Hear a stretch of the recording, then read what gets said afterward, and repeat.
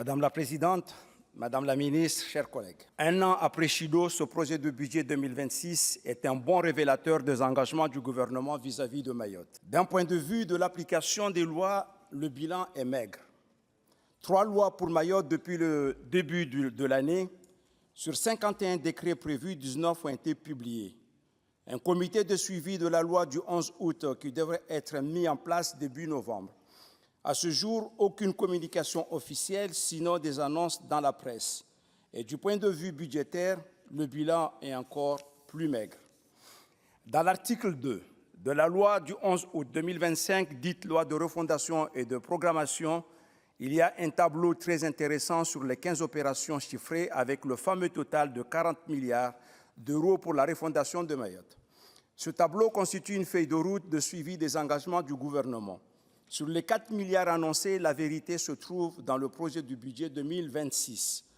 Pour la nouvelle piste d'aéroport, sur 1,2 milliard d'euros dans le tableau, les 20 millions d'euros en AP pour les études sur les routes connexes.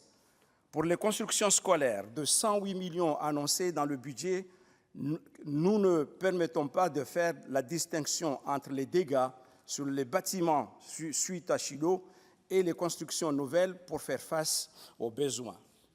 0 € sur les constructions indispensables du ministère de la Justice, palais de justice, 2e prison et centre de semi-liberté. Même pas de crédit d'études. Et je pourrais multiplier les exemples.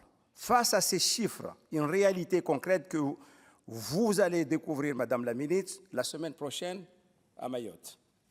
En effet, près d'un an après le passage de cyclone Chido, le verdict est sans appel. Beaucoup de visites ministérielles, mais pas beaucoup d'actes concrets. La mission Facon est toujours dans la réflexion et le constat, mais pas dans les actes. Des montagnes de déchets sont toujours stockées en lisière des villes. Avec la saison des pluies, il faut s'attendre à la prolifération des rats et des risques de maladies. Les écoles primaires dans les communes ne sont toutes pas en état de fonctionner et d'accueillir les élèves. L'insécurité et la violence ont repris de plus belle.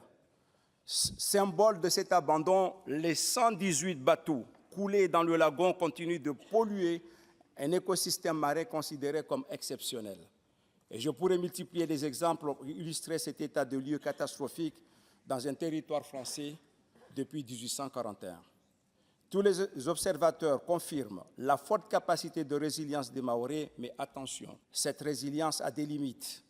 Un sentiment d'abandon de la part de l'État domine dans la population avec cette impression que les engagements du gouvernement ne sont en fait que des engagements de papier.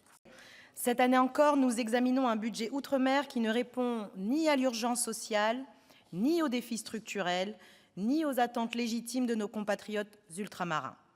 Les chiffres parlent d'eux-mêmes, mais derrière ces chiffres, ce sont nos réalités ultramarines, nos réalités françaises, et elles sont implacables. Une crise du logement qui s'aggrave, une vie chère qui explose, un chômage des jeunes 2 à 3 fois supérieur, des territoires frappés par la pauvreté, 34,5% en Guadeloupe, 36% à La Réunion, 77% à Mayotte. Face à cela, nos populations attendaient un budget de reconstruction, de rattrapage, un budget d'égalité réelle. Ils reçoivent finalement un budget de renoncement. Le gouvernement justifie ces baisses par un rééquilibrage, mais les restes à payer du programme 123 dépassent désormais 2,7 milliards d'euros. 2,7 milliards d'euros, c'est presque une année budgétaire de la mission Outre-mer. Cela signifie clairement une chose. Soit l'État ne parvient plus à financer ses propres engagements, soit les critères et modalités ne sont pas adaptés à la réalité du terrain et donc impossibles à mettre en œuvre. Et cela reste de la responsabilité du ministère. La vérité, c'est que nos Outre-mer vivent un décrochage et ce budget l'accélère. Il ne répond ni à la crise de vie chère, ni aux enjeux sanitaires, ni aux enjeux démographiques. Face à cela, le groupe socialiste fait le choix de la responsabilité et de la justice territoriale. Nous déposerons et soutiendrons plusieurs amendements majeurs pour réaffirmer le budget du logement, renforcer la continuité territoriale, sauver les dispositifs d'aide au fret qui conditionnent directement le pouvoir d'achat, lutter contre le fléau des violences intrafamiliales et investir pour la jeunesse ultramarine, victime de grandes inégalités et faiblement soutenue et accompagnée. Les Outre-mer ne demandent pas des discours, Nous demandons des actes et des moyens. Nous demandons la pleine application de la loi expérimentant l'encadrement des loyers et l'adaptation des normes de construction, proposition de loi votée à l'unanimité et au Sénat et à l'Assemblée nationale.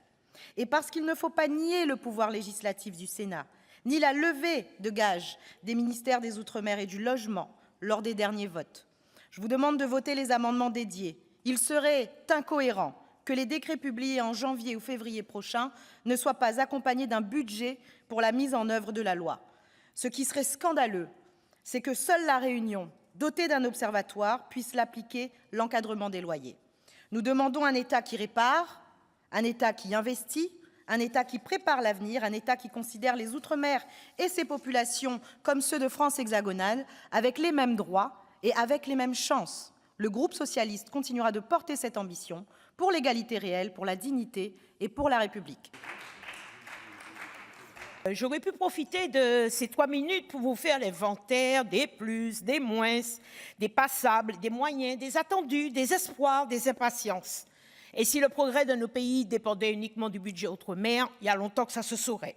Mais aujourd'hui, j'ai choisi de vous parler de responsabilité. Pour moi, le temps de venir gémir ici chaque année à cette tribune est désormais révolu. Le temps de chercher à la loupe un État qui devrait nous aimer encore plus que nous-mêmes, nous considérer encore plus que nous-mêmes, penser pour nous, aujourd'hui appartient à un autre temps.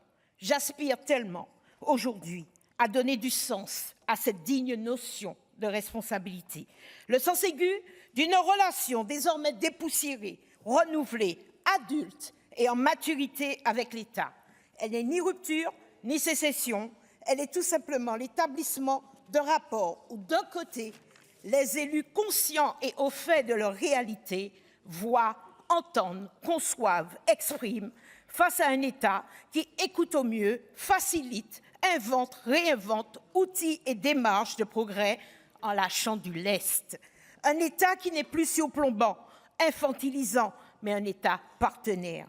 Mon pays, la Martinique, aborde un virage délicat.